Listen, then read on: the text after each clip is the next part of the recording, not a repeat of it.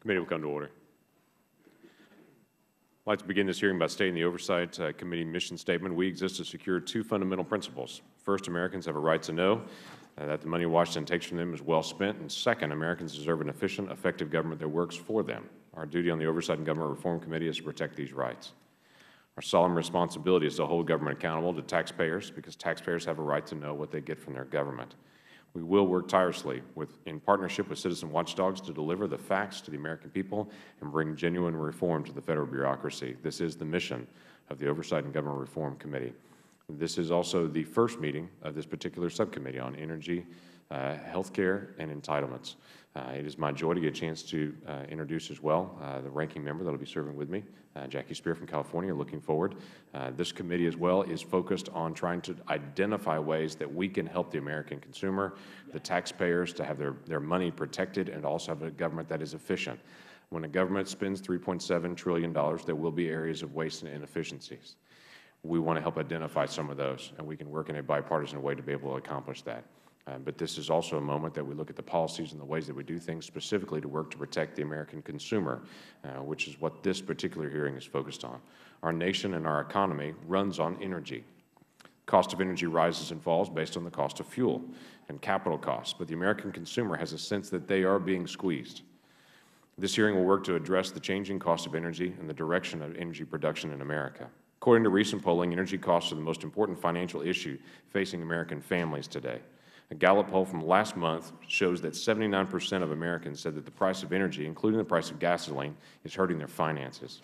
More specifically, the prices of electricity and gasoline are so high that they're impacting American families' finances more than food, taxes, or even health care, according to that poll.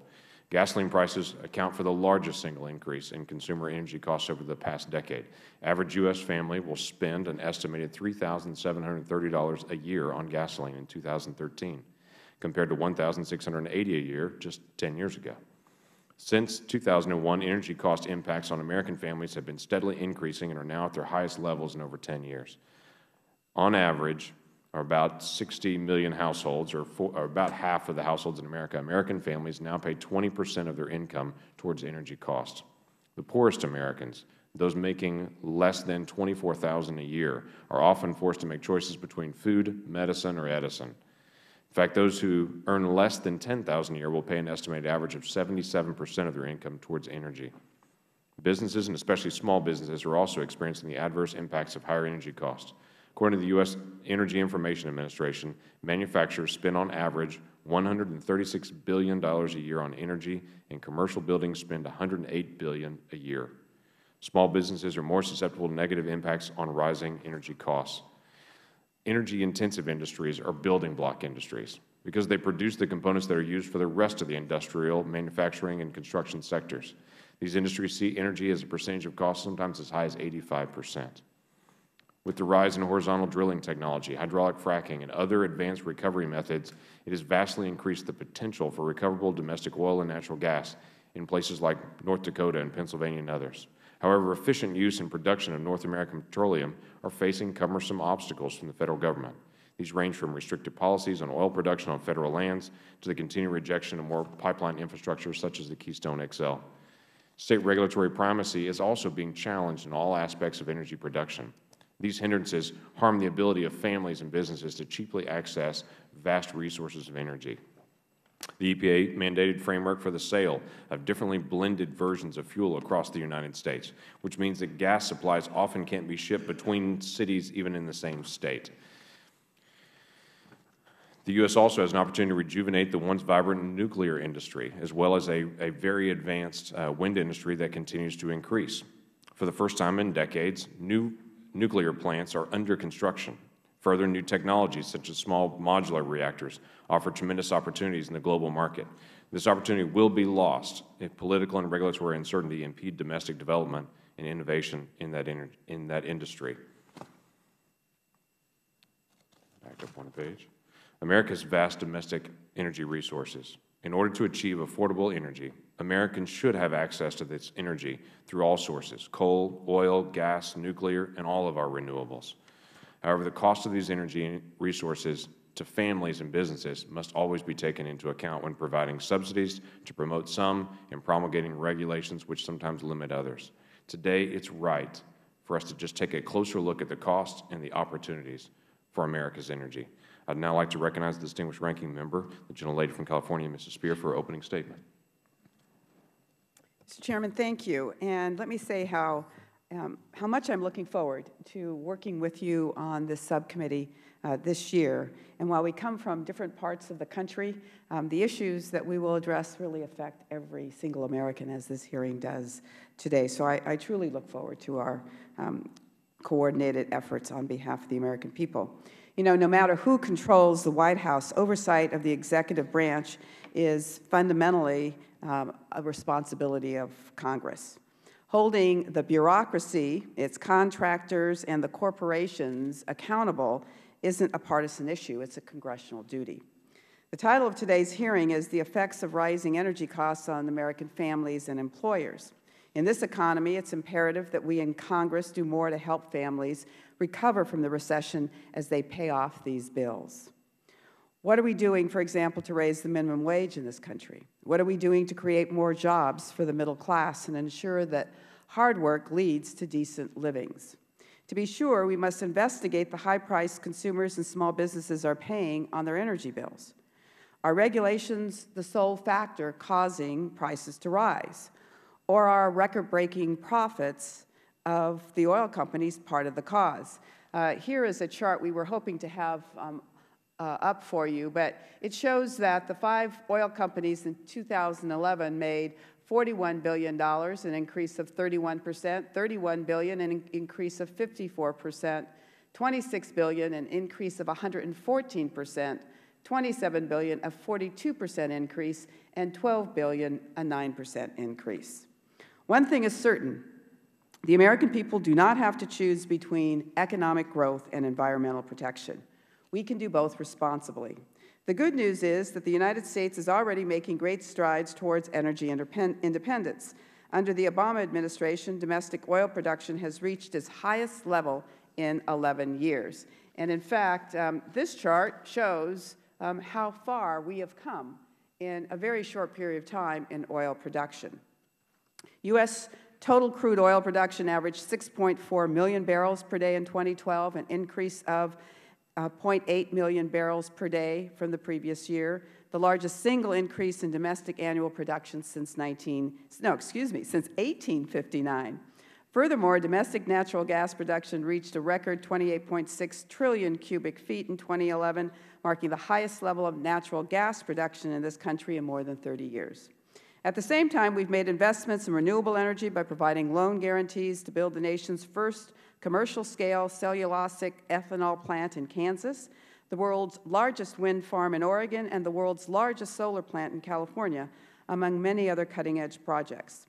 An energy company in my district said it best, Congress shouldn't pick winners and losers. We should support all of the above. All of these gains have been achieved while maintaining strong protections for public health and the environment. We have doubled the distance our cars can travel on a gallon of gas, reduced CO2 emissions from power plants and weatherized homes to make them safer and more efficient. The benefits of our environmental policies, meanwhile, have far exceeded the costs of regulatory compliance. But as the President made clear in the State of the Union address, we must also confront the reality of climate change. In 2011, the United States endured more than 14 extreme weather disasters, each costing over $1 billion. There were another 11 such disasters in 2012, and the GAO that just finished his presentation here earlier today talked about climate change and how we have got to factor it in to our crop insurance and flood insurance, as many of the private insurers in this country already do. According to NOAA, the combined 25 disasters from 2011 to 2012 are estimated to cost $188 billion in total. The record drought of 2012 is estimated to cost $12 billion, and Superstorm Sandy is estimated to cost $71 billion. Responding to these extreme weather events will produce a measurable drag on our economy, and the timing for American families could hardly be worse. Paying the bills is strain enough, let alone after the crops are wiped out by searing drought or houses left flooded after a superstorm. In conclusion, Mr. Chairman, I don't believe in the false dichotomy that energy and environmental innovation precludes economic growth. In the face of climate change, seizing the opportunities before us in clean energy is critical, not just to preserve a livable planet for our children and grandchildren, but to prevent Americans from bearing the real economic consequences of inaction. With that, I'd like to thank our panel of witnesses for being here today, and I look forward to your testimony. And once again, thank you, Mr. Chairman. Thank you. Members will have 7 days to submit their opening statements for the record. We'll now recognize our panel today. Mr. George Hand is the General Manager of the Canadian Valley Electric Cooperative, a fellow Oklahoman with me, and we're glad that you're here. Ms. Paula Carmody is the President of the National Association of State Utility Consumer Advocates from Maryland. Is that correct? Okay, glad that you're here. Mr. Eugene Trisco is an attorney and energy economist. Mr. Daniel Weiss is the Senior Fellow at the Center for American Progress Action Fund.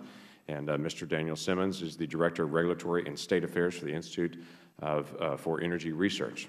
Thank you all to be here. Pursuant to committee rules, all witnesses need to be sworn in before they testify. So if you please stand and raise your right hand and be prepared to take the oath. Do you solemnly swear or affirm that the testimony you're about to give will be the truth, the whole truth, and nothing but the truth, so help you God? Thank you. Let the record reflect the witness's answer in the affirmative. You may be seated.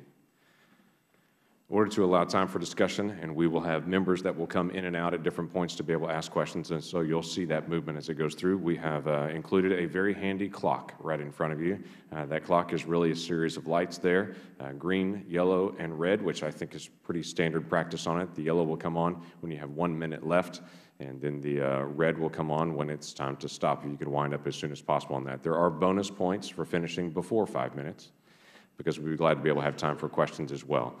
So to allow time for that, I'd like to go ahead and begin. Mr. Hand, you are first up, and I'd be honored to be able to receive your testimony now. Chairman Langford, members of the subcommittee, I want to thank you for this opportunity to be heard and appear before you today. My name is George Hand. I consider myself fortunate and blessed. I was born in Oklahoma and lived there all my life.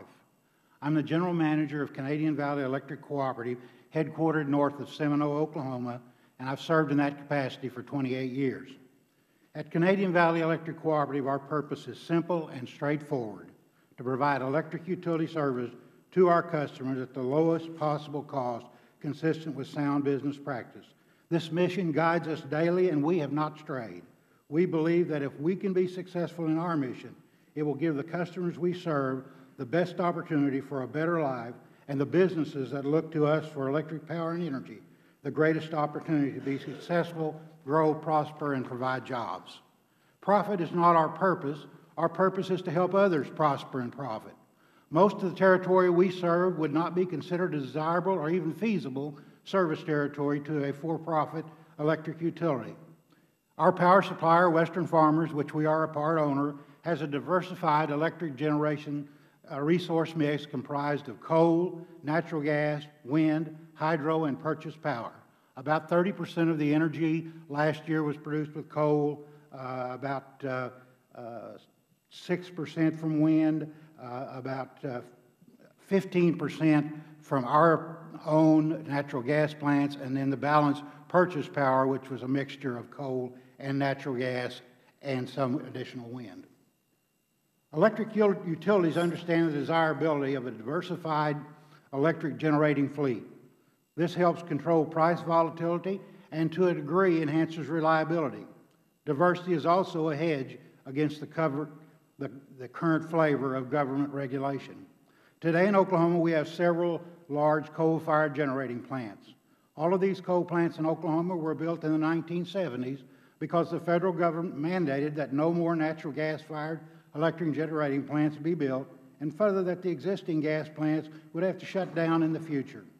In response to what was the law of the land, the Fuel Use Act, electric utilities in Oklahoma and elsewhere began building large coal-fired generators to replace these banned gas-fired generators. The law was clear. By the early 1980s, expensive excess generating capacity was everywhere. And about that time, we discovered that maybe the country was not running out of natural gas. Congress relaxed the pressure to shut down the existing natural gas-fired generating plants. Later, Congress, in the face of reality, removed the prohibition on building new natural gas-fired plants. But the damage to customers, business, and the economy had been done. Electric rates to consumers and businesses doubled as utilities had to service the debt on these new unneeded generating plants. The cost burden of this mistake on customers and business lasted for the better part of 2 decades until the economy grew enough to be able to utilize this additional generation. We must realize that regulation have a cumulative cost, and eventually the consumer will rebel or just give up. We should be especially concerned when we have a government bureaucracy that can generate new regulations faster than the electric utility industry can build new generating plants, and much faster than the consumer and the economy can absorb the cost. It's the impact on people. What comes first? Food, shelter, medicine, electricity, doing without? At Canadian Valley, we have people who call our office wanting to know how much their next electric bill is going to be so they will know how much they have to spend at the grocery store. Growing pressures on the electric utility industry will continue to put upward pressure on costs, additional environmental regulations governing air, water, disposal of ash, as well as continued increases in fuel prices. More mandates from the Environmental Protection Agency on air emissions, water quality, coal, ash storage, and handling threaten to significantly increase the cost of producing electricity. The EPA has proposed carbon emission standards, which forces roughly 50% a reduction in CO2 emissions from new coal plants. The rule could impact existing coal-fired plants if they undergo significant modification. Coal has historically been our lowest cost fuel to meet the growing electrical demand of the economy. Now the risk, present and future regulations have effectively taken our nation's most abundant, least cost energy resource off the table for future requirements. These potential threats create too great a capital risk for electric utilities to continue building new coal-fired plants. I thank you for this opportunity. Mr. Shane, thank you very much. Ms. Carmody, we receive your testimony. Chairman Lankford, Ranking Member Speer, and members of the subcommittee, thank you for inviting me today to testify about the impact of rising energy costs on American families. I am Paula Carmody. I'm in the People's Council for the state of Maryland. I head an independent state agency that represents the interests of residential utility customers. I am testifying today in my capacity as president of the National Association of State Utility Consumer Advocates, or NASUCA. NASUCA is an organization of agencies designated by state law to represent consumer interests before state utility regulatory agencies. We advocate for policies and programs that provide safe, reliable, and affordable energy services for our consumers in our respective states. Consumers have experienced changes in energy prices and therefore energy bills over the past decade, even as most incomes have remained stagnant or declined in real terms. One positive note recently has been the drop in wholesale and retail prices for natural gas. This has provided welcome relief to families relying on natural gas to heat their homes and water. We can reasonably expect that these natural gas prices will remain relatively stable over the next few years. This is good news for gas consumers, even as issues related to environmental impacts of hydraulic fracking and LNG exportation continue to be addressed by policymakers. The decrease in natural gas prices also has had an impact on electricity prices in many states, as natural gas-fired generating resources have become more competitively priced in comparison to other resources. The overall reduction in energy demand, a result of the economic slowdown and the impact of energy efficiency programs, also has affected electricity prices. In Maryland, the decrease in wholesale electricity prices has been reflected in lower annual electricity bills for residential customers. For example, the average annual electricity bill for residential customers of Baltimore Gas and Electric Company, our largest combined gas and electric company in the state, was about $1,900 in 2009. In 2012, this bill was estimated to be about $1,600. While the focus of the hearing today is on the impact of rising energy prices, it may be useful to think in terms of the affordability of energy bills for our consumers. But what is an affordable energy bill? In general, we tend to consider for our households, an affordable bill is one that can be regularly paid on a full and timely basis without substantial household hardship. NASUCA has expressed particular concern for those low-income and vulnerable customers whose bills are not affordable. They pay far more of their household income towards energy bills than the average customer and are at greater risk for falling behind in utility bill payments and losing service.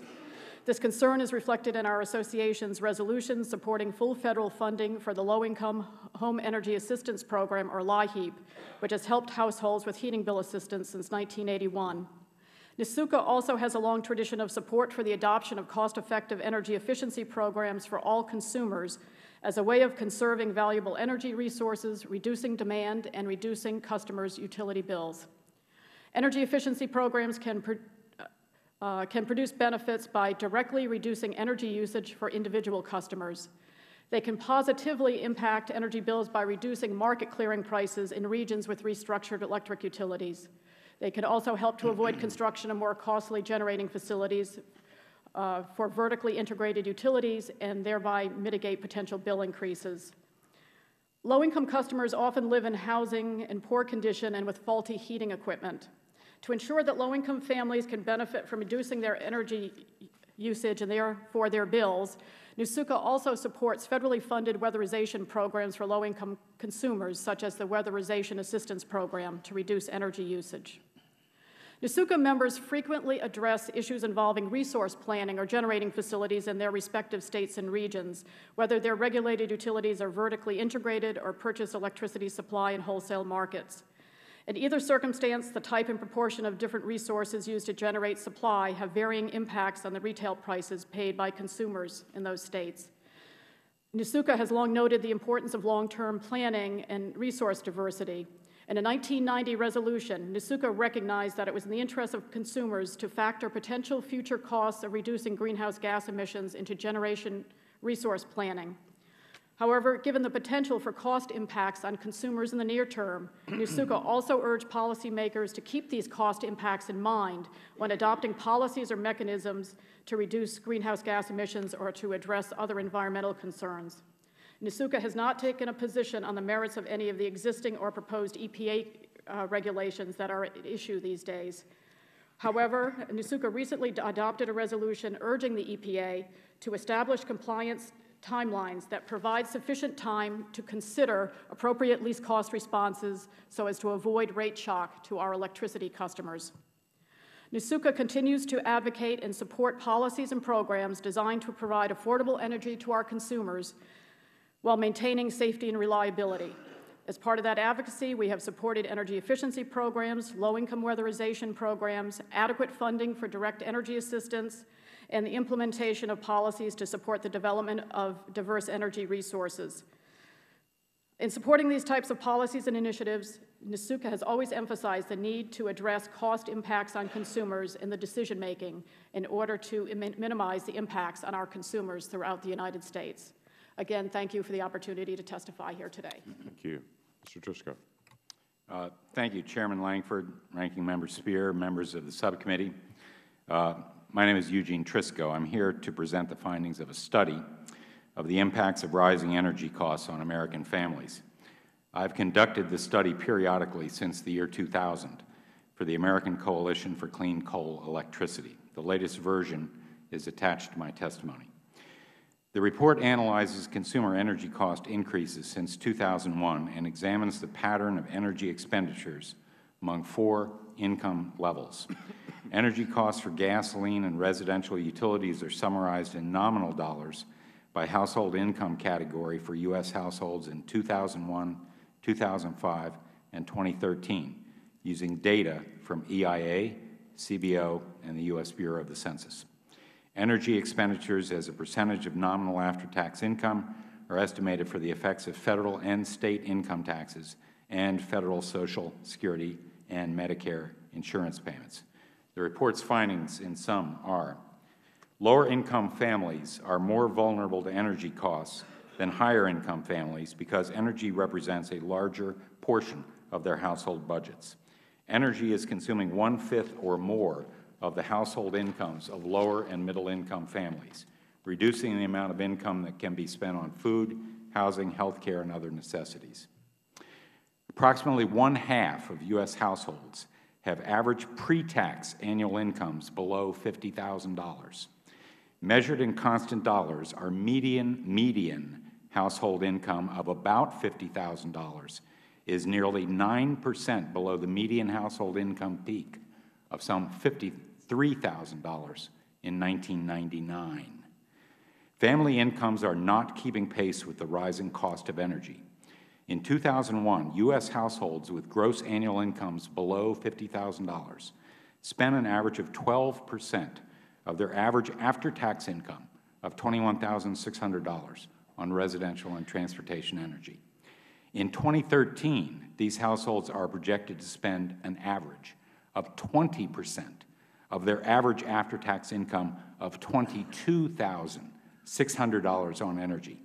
These percentage findings would not change if the current dollar values I've cited for household income and energy expenditures were adjusted for the 30% rate of inflation since 2001.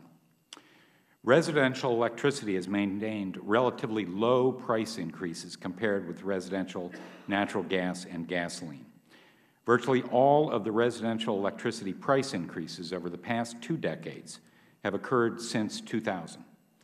Between 2001 and 2013, residential electric prices are projected to increase in nominal dollars by 40% to a national average of 12 cents per kilowatt hour, above the 30% change in the CPI from 2001 to 2012. These increases are due in part to additional costs associated with meeting U.S. EPA clean air and other environmental standards, as mentioned by witness Hand.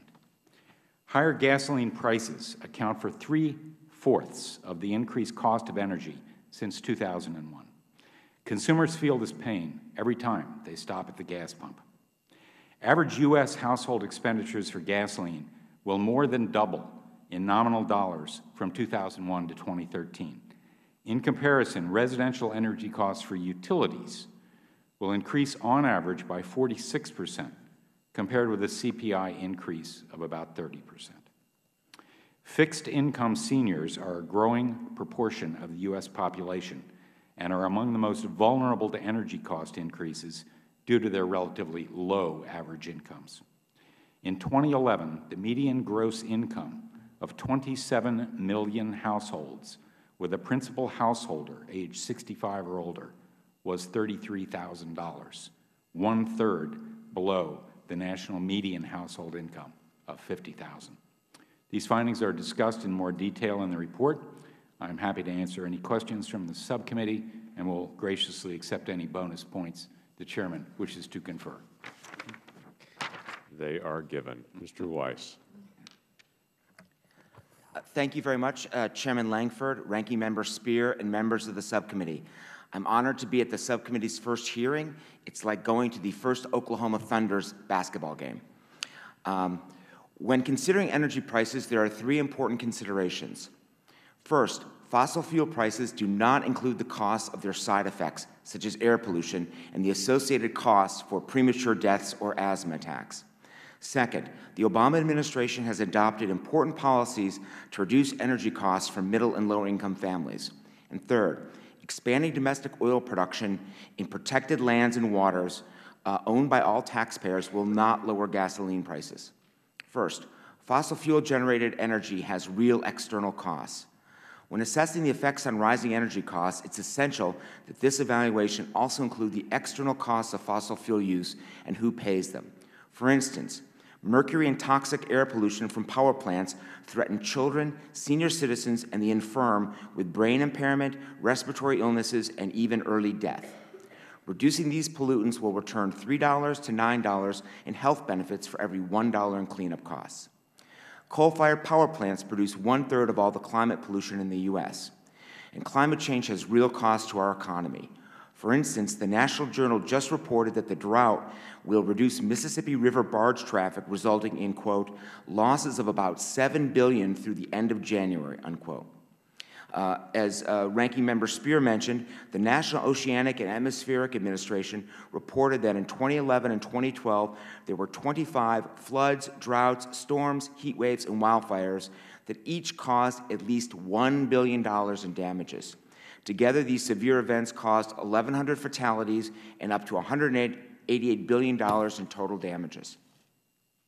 Pollution reduction requirements internalize some of the costs from pollution so that the costs are paid for by the fuel users rather than by everyone else. Second, the Obama administration has adopted important policies to reduce energy costs.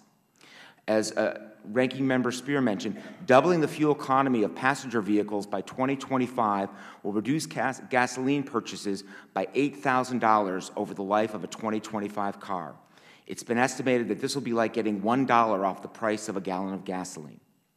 The Department of Energy set efficiency standards for nearly 40 different appliances, including washing machines and refrigerators, that together will, quote, save consumers nearly $350 billion on their energy bills through 2030, unquote. As mentioned by the previous witnesses, the Weatherization Assistance Program weatherized its 1 millionth low-income home in 2012. The Department of Energy estimates that this saves each family up to $400 a year on heating and cooling costs. I agree with Mr. Triscoe and Ms. Carmody that those concerned about the impact of energy prices on lower-income households should restore the recent funding cuts in the weatherization and low-income home energy assistance programs.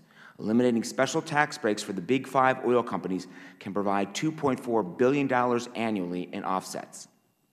Last, expanding domestic oil production into protected federal lands and waters will not lower gasoline prices. Oil prices are set on a world market that's not really affected by domestic production, and the price is set by a cartel. 2/3 of the gasoline price is based on the oil price. Therefore, higher U.S. oil production has little impact on gasoline prices here. As Ranking Member Spear noted, the U.S. is already producing the most oil it has in 15 years. The Energy Information Administration reports that federal lands and waters produced 13% more oil in the first 3 years of the Obama administration compared to the last 3 years of the Bush administration. That's 2 billion barrels under Obama versus 1.8 billion barrels under Bush. The Associated Press tested whether more U.S. drilling would lower gasoline prices. After analyzing 36 years of monthly U.S. oil production and gasoline price data, AP found, quote, no statistical correlation between how much oil comes out of U.S. wells and the price at the pump, unquote. High oil and gasoline prices do benefit the Big Five oil companies, BP, Chevron, ConocoPhillips, ExxonMobil, and Shell. They made a combined profit of $255 billion over the last 2 years. To protect American families and businesses from high energy prices, we must do a few things. First, reduce the costly pollution caused by fossil fuel use, which has a real cost to our economy. Continue to improve the energy efficiency of vehicles, appliances, and buildings. Fully fund the weatherization and LIHEAP programs. And last, eliminate unnecessary tax breaks for the Big Five oil companies that are already swimming in profits. Thanks again for the opportunity to be at your inaugural hearing. Thank you. Mr. Simmons. Mr. Chairman, Ranking Member Spear, and members of the subcommittee, thank you for the opportunity to talk today about the impacts of rising energy prices on American families, and particularly about oil prices. It's easy to take affordable, reliable energy for granted, but we should not do that. Having a plentiful supply of affordable, reliable energy is the result of deliberate policy choices. And these policy choices matter for many of the reasons that Mr. Triscoe talked about. Energy prices are frequently unavoidable costs for family and businesses, and high energy prices are disproportionately felt by middle and low-income families. Families that make over $50,000 a year spend 9% of their income on energy, but families that make less than 30% spend 3 times that portion, or 27% of their income on energy costs. And this is the fundamental disconnect with President Obama's energy policies. During the State of the Union, he talked about wanting to strengthen the middle class, and yet his policies intentionally increase the price of energy. So why have we had high oil prices over the past few years? The reason for that is that oil is a globally traded commodity, and with global supply and demand for because of the global supply and demand for petroleum products. Increased global demand, particularly from Asia, is driving price increases, especially combined with unrest in the Middle East and with OPEC intentionally limiting supply. In the U.S., over the past couple weeks, we have all noticed prices have increased. Gasoline prices have increased. The reason for that is a decline in U.S. refinery production and seasonal maintenance. Refineries have spent over $128 billion in regulatory compliance since the 1990s. These high refinery costs have reduced the amount of spare capacity and refining diversity. Over that time, 66 refineries have closed. And as a result, when a refinery closes for maintenance and repairs, gasoline prices increase. So what can we do about high oil prices? One is to increase North American oil production. Robust oil production in North America does two critical things. First of all, it increases the global oil supply, and second, it increases global spare oil capacity. When we have more spare capacity, it lessens the impact of unrest in the Middle East, such as during the Libya civil war, when Libya's oil production went offline, and it lessens the global dependence on Middle Eastern oil. That leads to lower global oil prices overall. In 2011, the United States experienced the largest one-year increase in oil production in our history. These large increases, however, occurred almost exclusively on private and state lands. President Obama likes to take credit for this. That credit is completely wrong. According to CRS, 96% of the increase of oil production between fiscal year 2007 and 2012 came from private and state lands. This rapid increase is the result of hydraulic fracturing and directional drilling on private and state lands, combined with rational regulation from the states. Because that is the difference between the state regulators and the federal regulators. Some say that hydraulic fracturing is dangerous or controversial, but let's just look at the record. It's been used for over 60 years in more than 1.2 million wells, and even EPA Administrator Lisa Jackson says there isn't a single confirmed case of groundwater contamination from hydraulic fracturing. And federal lands have even more energy potential. We know there's more than 1.4 trillion barrels of oil shale and shale oil, but the federal government leases less than 2% of offshore areas and less than 6% of onshore areas for energy production. If the federal government were serious about lowering oil prices, they would do two things. First of all, they would follow the state's example on leasing and regulation of oil development, and they would help export the state's exemplary policies around the world. For example, it takes 307 days for the federal government to process a permit to drill on federal lands, but it only takes the state of Colorado 27 days and North Dakota 10 days.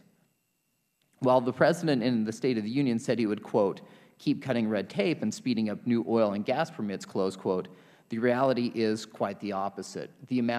Since 2005, the amount of time that it takes the federal government to process a permit to drill has nearly doubled.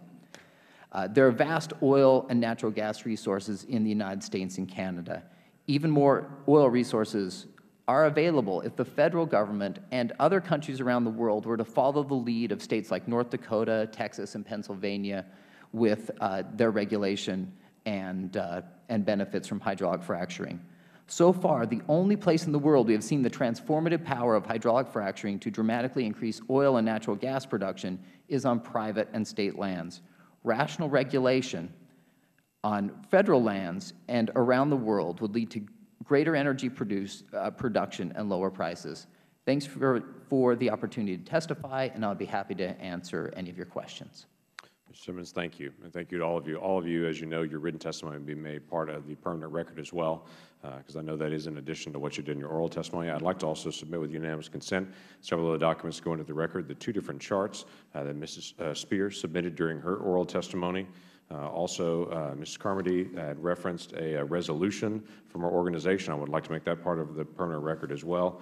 The report that was done on energy cost impacts on American families that Mr. Triscoe had referenced in his testimony, to make that part of the record as well. And then there have been several comments about the weatherization program. This committee actually last session did a pretty extensive study on the weatherization program, and I hate to say some serious problems. There are many of the programs that we have that are very efficient. That one proved to not be very efficient in the distribution of funds from DOE actually down to homes. So I'd like to be able to put that report as well into the permanent record as well. Without any objection, all that be submitted. Let me begin our questioning time, and we'll take 5 minutes for questioning and then begin to move back and forth on that for those of you that have not done questioning before on it. Mr. Henn, let me begin with you on this. You talked about diversification of fuel and talked about some history as well of when natural gas was then prohibited by the federal government, and so the industry went to coal and is now shifting back to natural gas again. I look forward to the day that 30 or 40 years from now that we have this same conversation again about coal and begin to shift back again and to see what happens on that. What is the lifetime of a power generating facility? What's the typical life expectancy for them? You need to get your microphone turned on there. It's all right. We've talked about that many times in our boardrooms, and especially because we look to see what the depreciation costs are. The coal plants can be updated. We believe that 50 years on a coal plant is a reasonable lifetime for it to be productive. Technology is something that at times gas is an area where technology may have caused to shorten that to as far as a base load generation on the older gas plants because of the combined cycles and the lower amount of fuel that it takes, natural gas it takes to create that kilowatt hour. So at whatever means that may be, that, let's say a plant was built in the 1990s and it was expected to be a coal plant for a 50-year time period on that, pushing them down and pushing them out is very difficult to do, obviously, with capital costs. And then also you're planning a decade ahead of time for construction of new production, so that becomes a significant burden in the path. Can anyone begin to define out, as far as a breakout for me, of the cost of, let's say, electricity, of where it would break out? It's the cost that's actually delivered to the consumer. What part of that is the fuel? What part of that would be regulatory cost? What part of that would be the delivery cost of that?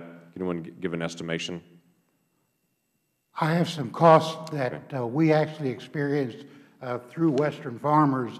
What their costs were that would not be the same for every utility, but I can give their numbers for last year. Okay. Do you have those at hand, or you want to submit those? Either way, I have them here. Go ahead and list some of those out. The coal was 2.6 cents. Using combined cycle natural gas, this was at a lower gas cost than today, but during 2012 was 2.5 cents. The simple cycle was 3.2 cents for natural gas. Combustion turbine, 3 cents. We did purchase some hydro, which had an all-in cost of about 1 cent.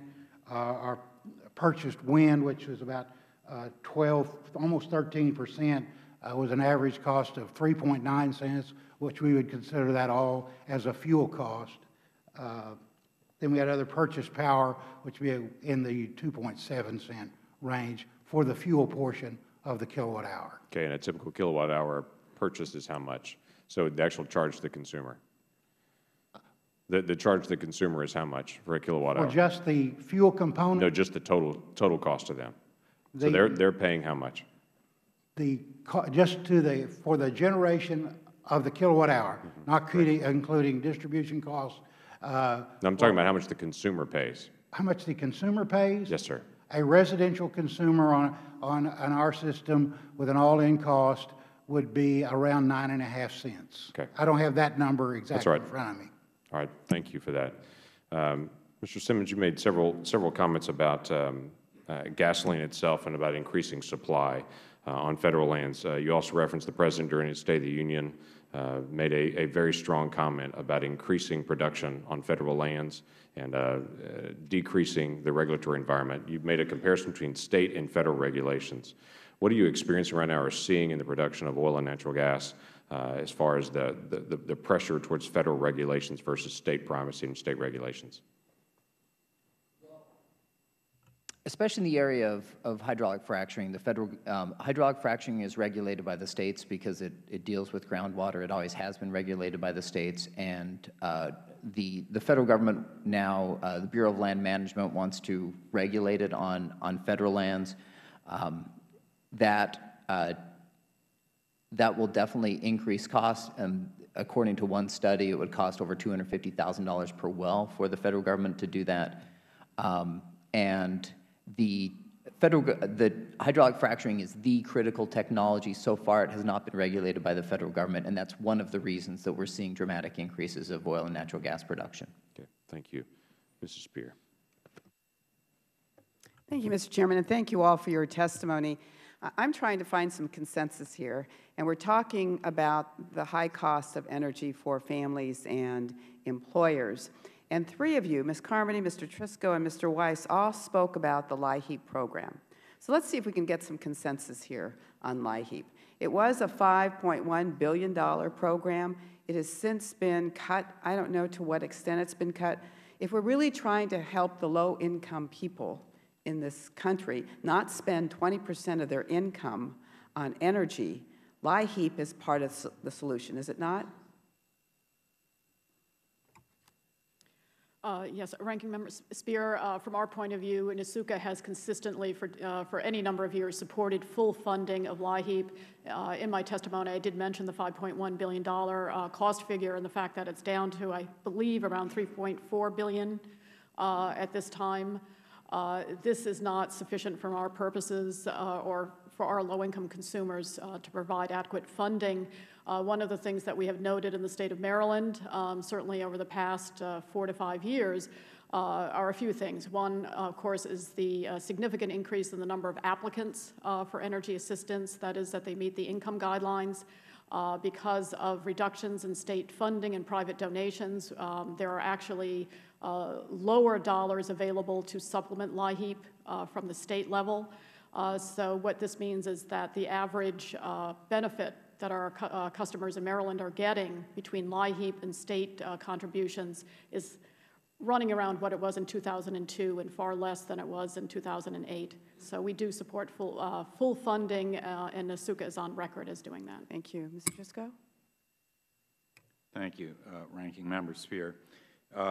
My paper submitted for the record notes that LIHEAP's current funding level, about $3.4 or $3.5 billion, is equivalent to 6% of the total residential energy bills that I've calculated for the year 2013 for the income category of gross income $30,000 or less. So only 6% of those making $30,000 or less actually access it.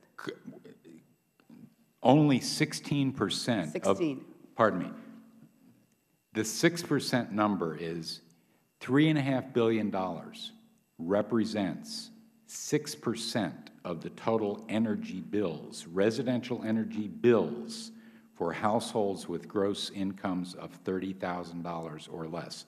In other words, it only scratches the surface. But also bear in mind that the participation rate in the LIHEAP program is only 16%.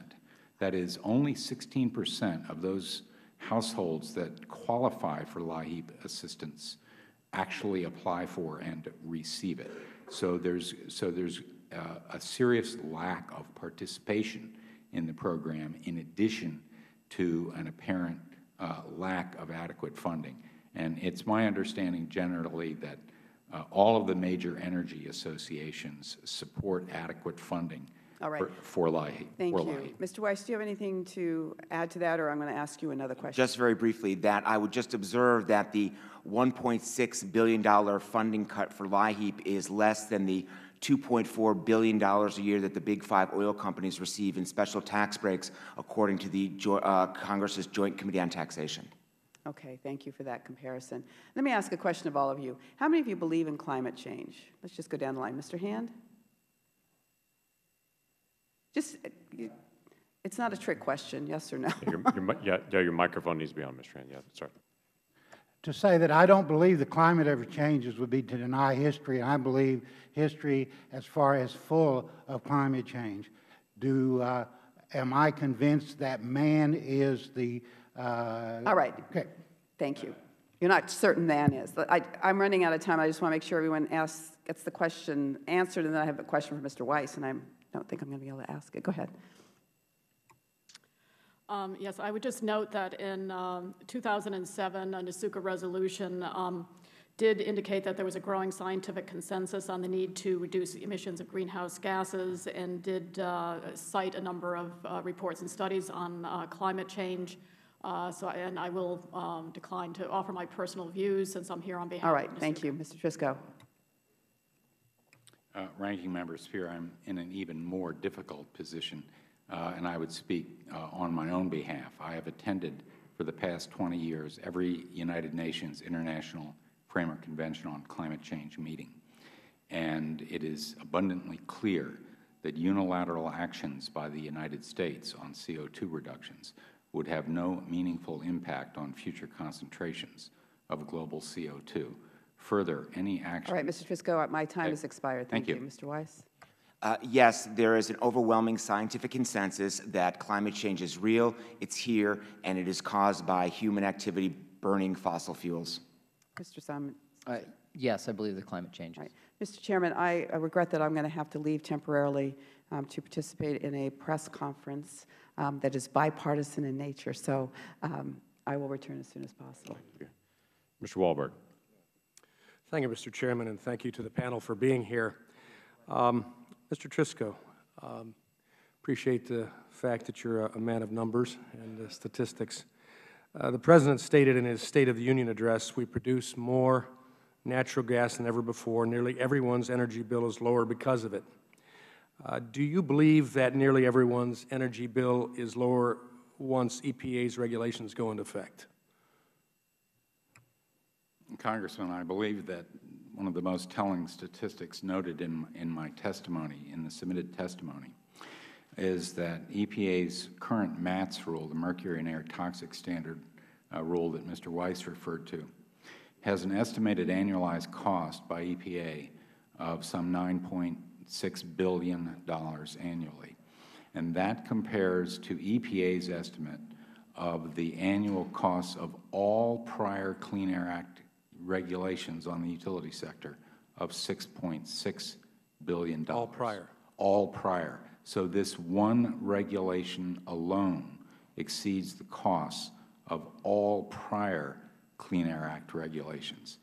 And we are basically now confronting a chain of future regulations, including potential regulations on water intake, on coal ash, and whatever is determined with respect to existing source emissions of CO2 that could potentially dwarf the cost of that $9.6 billion. So looking forward, the expectation in terms of impacts on electric bills is for increases both in current and real dollars. How much? Let me continue on here. How much can Americans expect their electricity bills to increase in the next couple of years, based upon those figures? I believe that it's the EIA publishes a series of projections in their long-term energy outlook, in which they take into account EPA regulations. I don't know the average annual rate of increase offhand. Mr. Weiss does.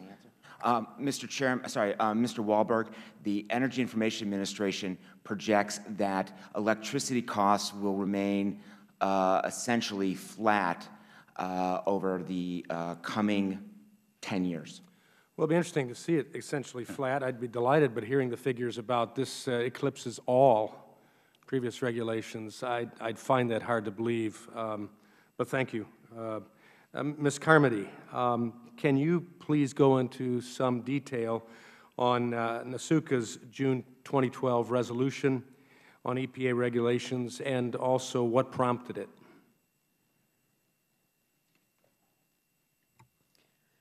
Yes, thank you, Mr. Walberg. As I mentioned previously, we've got members from over 40 states in the United States, and as you can imagine, they come from every region of the country, certainly the Midwest, the Northeast, West, Southeast, and the individual members and states have different perspectives. The resolution that came out in June of 2002, and this was the one that recommended, or urged the EPA to certainly factor in cost impacts in terms of looking at compliance deadlines. This was a result of lots of discussion and an attempt to reach consensus of agencies with different perspectives on a broad point of view to protect consumers basically across the country. And we were not able, certainly, to reach agreement on the EPA regulations themselves because of varying points of view, but we all recognized as individual state agencies that deadlines or compliance deadlines, if they are too rapid, can impose certain rate shocks and abrupt cost impacts on consumers, particularly in certain states. And that was the impetus for passing the resolution to urge that these factors be taken into account as we're moving forward with environmental regulations. Okay, thank you. Mr. Hand, I noticed in your testimony you have troubles with the lesser prairie chicken and the cost that could come from that. I've got troubles in my district with the eastern fox snake and siting of the new proposed Fermi nuclear plant. But let's move over to Utility MACT. Will regulations like Utility MACT increase the cost of electricity that you provide to your customers, and what implications does that specifically have in rural areas? Yes, they will, because they require additional capital investments that have to be paid for. And one of the things I'd address about, I'm glad you asked me about rural areas. We serve we're roughly 90% farm residential, with about 40% of that group retired. Many are homes that are not the most energy efficient, and approximately half of the homes being built in our area today are mobile home manufactured housing that do not have the same potential to be energy efficient. We're very concerned about the people that are there today and the ones that are coming, because many of these homes are there because that's all the people could afford to put there. And their electric bills, we see many times in the hot months and cold months, far exceed their house payments. Thank you, and thank you, Mr. Chairman. I mean, these as recognized in rural America are lower income and middle class families that we're talking about here, and the impact of these regulatory costs. Mr. Cronin. Ms. Carmody, before we move on, I want to be able to check one thing in your reference. You referenced a 2002 report on that. Did you mean the 2012? If I said 2002, I think I have to recall what, we do have a 2012 resolution, and that was the one that I just That's the one that we were referring to. Compliance deadlines. If I said 2002, my apologies. I great. Corrected to 2012. A decade in federal time is no time at all, but I just want to make sure your record was clear on that. Thank you. I want to be able to recognize for 5 minutes a new member of the panel, Mr. Horsford. You are welcome to be able to do questioning for 5 minutes. Thanks for being here. Thank you very much, Mr. Chairman. It's my pleasure, and this is a very important discussion today as it affects all of us as consumers, both residential as well as businesses. And I'd like to ask each of you quickly to just touch on energy production from a renewable energy standpoint. I'm from Nevada. Over 80% of our land is controlled by BLM, and we have an abundance of wind, solar, geothermal resources, and can be a net exporter of energy. And I am of the view that we need all of our energy resources to be considered on the table in a fair and equitable manner. So I would like to ask you to just touch on briefly renewable energy production as part of the equation here. I would be glad to. And I would just say, in Oklahoma, the Western Farmers, our power supplier, we were the first utility in Oklahoma to embrace the large wind farm, sign the first contract with them, and bring it into our system. We have continually added to that at every opportunity. We have had some concern over how much we can bring in just to manage the system and keep it stable, but it's been more than we thought, and we consider it, as I said earlier, a hedge. Again, now there are costs such as the transmission to move it, that kind of get blended in and going to get charged to that, but we believe that's part of coming forward with a balanced energy program. The mention of the lesser prairie chicken not only affects us and the ability to build transmission line to move this power, it's going to affect the ability to build the wind generators where they're needed. Thank you. Thank you. I'm here, and I stated earlier before you entered the room, in my official capacity on behalf of the National Association of State Utility Consumer Advocates. So I did want to make a distinction between that and that I'm speaking on the association's behalf. In the resolutions that I referred to in my written testimony and orally today, those resolutions do contain support for the inclusion of different and diverse energy resources in long-term planning, for generation planning. And in those resolutions, we do identify renewable resources as part of that diverse portfolio. Okay. Let me just break in so that I don't take up all the time. On the question, though, of the federal land, Mr. Simmons, I know you touched on it. Mr. Weiss, I don't know if you have any additional comments.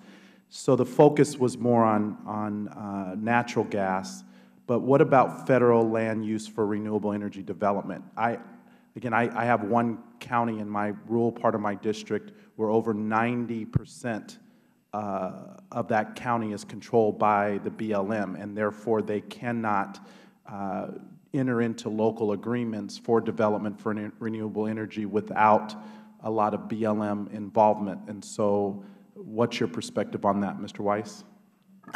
Well, first, under the current administration, they met a goal of siting 10,000 megawatts of renewable electricity on federal lands. Second, there is vast potential on federal lands for additional renewable electricity. We actually did an analysis on it, and I'd be happy to submit it for the record. And third is that one of the things that the current administration did is they sped up the paperwork process for getting approval of wind or solar facilities on federal lands. And, if I may, obviously renewables have positive and negatives as all sorts of energies. With renewables, frequently the cost. And in the case of the federal lands, it is so difficult to do any type of activity, any type of energy production on federal lands, that even when it comes to solar or wind that the administration would like to expedite on federal lands, it's still very difficult and time-consuming. One thing that I think would definitely be a positive for all sorts of energy is to streamline the process for all types of energy, and that way, we can be able to use the federal lands in a more multi-use method. Mr. Chairman, I agree with the need for us to look at the streamlining process. I know the Interior, under the leadership of Secretary Salazar, has done yeoman's work and made tremendous progress, but there's much more that can be done. And on behalf of a state that's controlled by more than 80% by the BLM, we need to have this discussion in ways that really produce some solutions for local governments and states that want to have more control over the development of our resources. I would completely agree on that. People ask me about the State of the Union address and where I found common ground with the President, and he listed and articulated very clearly he wanted to be able to speed up the regulatory process and the speed of that for federal lands for both oil and gas and renewables, and we would welcome that and work any way we can with the administration for that. So thank you for your testimony. Mr. Desjardins. Thank you, Mr. Chairman. Mr. Simmons, oil refineries on the East Coast and in the Gulf of Mexico have had difficulties with expeditiously getting oil to their facilities. What would more pipelines like the Keystone XL mean for gasoline prices? Well, the problem with the refineries on the East Coast is that for years they've been dependent on Brent crude, oil that is transported from essentially from the North Sea, and traditionally that has been cheaper oil, and for the last few years that's been much more expensive. In fact, for a while, a couple years ago, the refined products were actually cheaper than the cost of the oil itself. What more pipelines to those facilities means is that you can move the cheap, low-cost oil that's being produced in the Bakken and in other parts of the country, or all the way from the oil sands in Canada, to those refineries, giving them access to low-cost energy supply, low-cost oil supplies. I mean, and here's the price difference. Brent crude is currently $110 a barrel. The cost per barrel for the oil coming out of the oil sands is about $50 to $55 a barrel. So when you can buy a barrel of oil for $55, or it'll obviously cost that more than after pipelining costs, but you're still able to make money compared with buying from Brent C crude, and that's why the pipelines matter, is to move it to where where there's spare refining capacity. Okay, so do you think it's realistic then that we can build more reliable and efficient transmission systems even to the East Coast? Obviously, the Keystone would be an asset. I think you would agree. Can we build pipelines to the East Coast as well? Oh, sure. And what matters is reliable supply, that it makes sense to make those multi-million-dollar and multi-billion-dollar investments. Thank you. Mr. Hand, many people say that since the United States now has a lot of natural gas, that we do not need to use coal anymore. Is this accurate?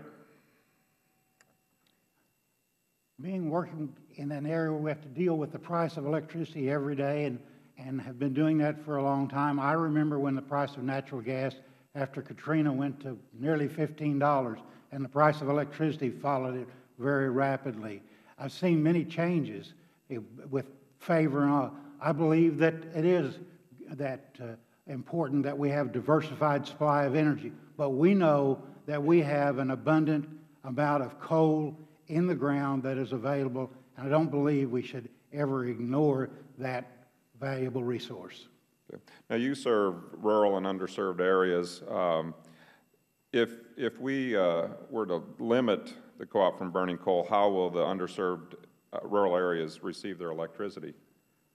When you say limit, that concerns me greatly, because as I regularly read, even in Oklahoma, we've had one major utility negotiate a settlement, I don't know how far it's gone, with the EPA to shut down coal plants. I continue to see that across the country where more coal plants are being shut down. Yeah. Today, we don't have the capacity to be able to supply all the needs with those plants, and you don't bring them online tomorrow. So regulations are seriously preventing or limiting your ability now, and that would get much worse. So in other words, it's the regulations right now that are a major hindrance for you and your ability to provide services.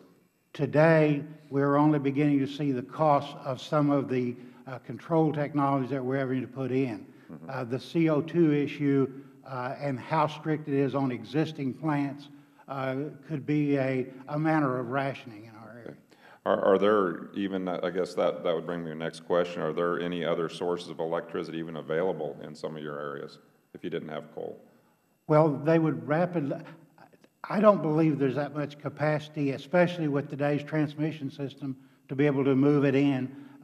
Today, much money is being spent in the area of transmission to better move power. But today, we've become so dependent, and not so much more than other states, I don't mean to claim that as the part of our capacity that comes from coal-fired generation. It would be extreme hardship. Okay. Thank you, Mr. Chairman. I'm going to try to get just a few bonus points, so I yield back. Thank you, Mr. Dejolet. Mrs. Norton. Thank you, Mr. Chairman.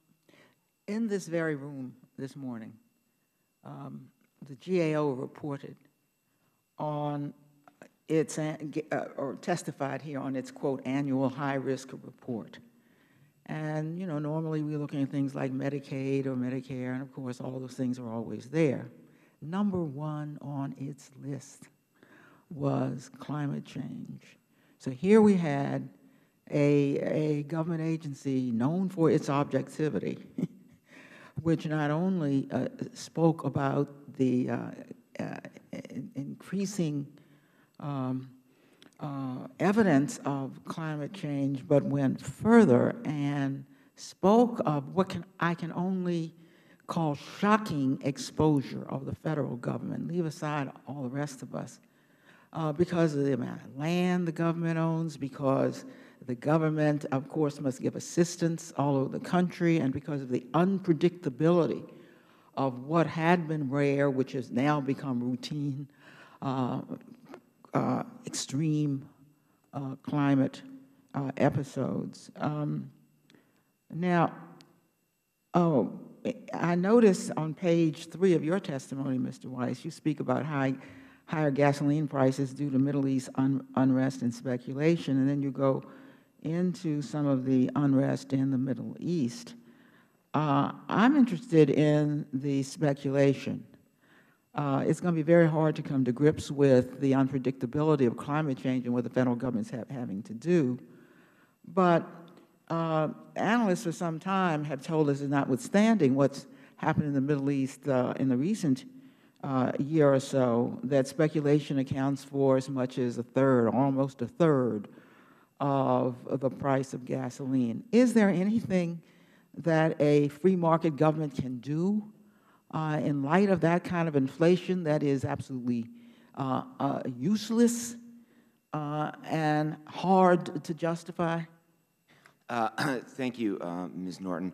A couple years ago, the head of ExxonMobil testified at the Senate Finance Committee that the price of speculation, which are people investing in oil futures who do not plan to take physical possession of the oil, so they're different than end users, such as an airlines that actually has to buy the physical oil, that speculation was responsible for anywhere from $20 to $40 a barrel of the price of oil, and at that time, the price of oil was about $100 a barrel.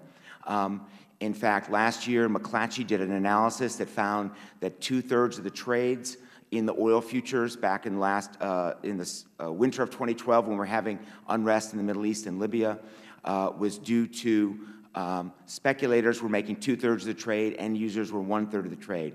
Fortunately, the Commodity Futures Trading Commission has new authority under the Dodd-Frank law to be able to limit the ability of speculators to drive up prices based on the fear that the price is going to keep rising.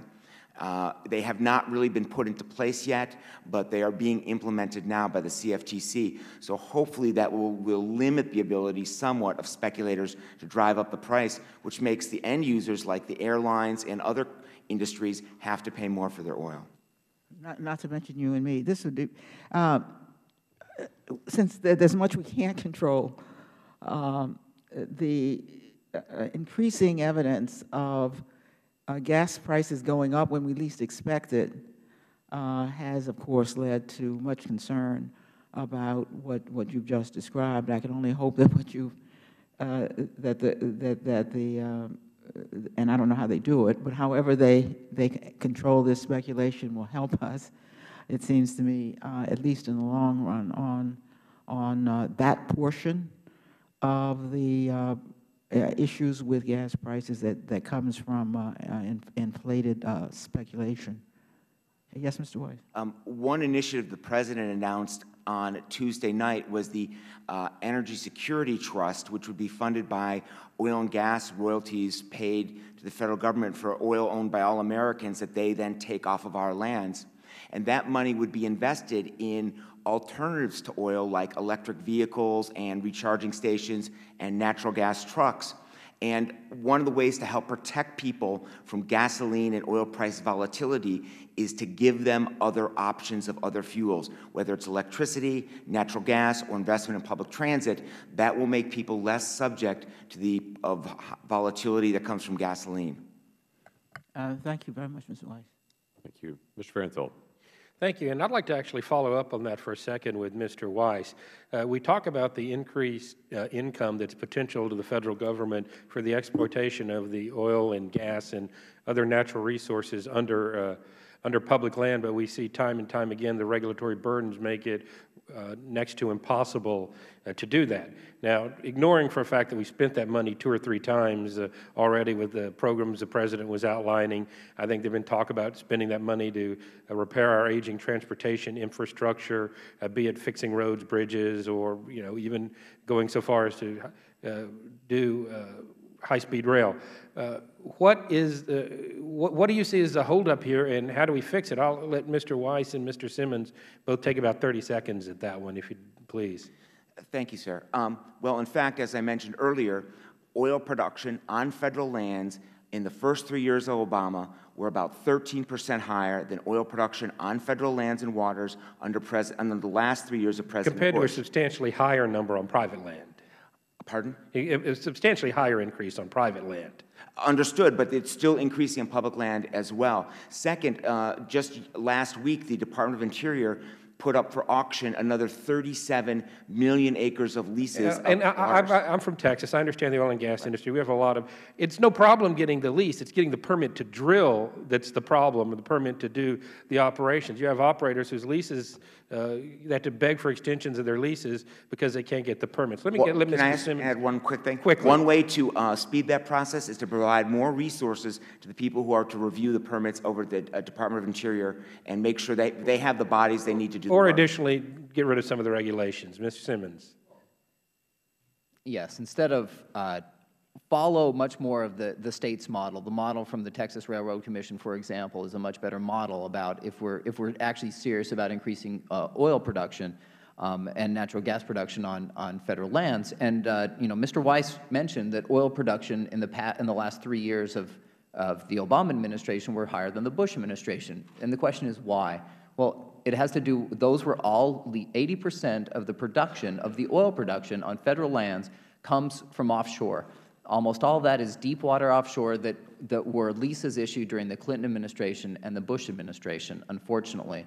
And sadly, that is, I mean, that's why we had an increase, not because of, unfortunately, the Obama. I don't mean to rush you or cut you short. I have a lot of questions because this is an issue I'm passionate about. I'd like to go to Mr. Hand for a second. I was intrigued as I was preparing for your questioning, reading your testimony. You talk about how, as you grew up, your energy was a wood-burning stove, and how, despite the fact you work for an electric company, your mom still doesn't like to turn on the air condition because it's the electricity is so expensive. And this is something that I see as a real problem. Is we've gotten the low-hanging fruit on people lowering their energy costs. I mean, we've been doing it since the Carter administration. Take gasoline, for example. This almost doubled in price since President Obama. There's not a lot of ways you can cut your gasoline consumption. You cut out your unnecessary trips, but there are very few unnecessary trips now. People don't have the time or the money to go on vacation. You go to work, you go to school, you go to the doctor's office.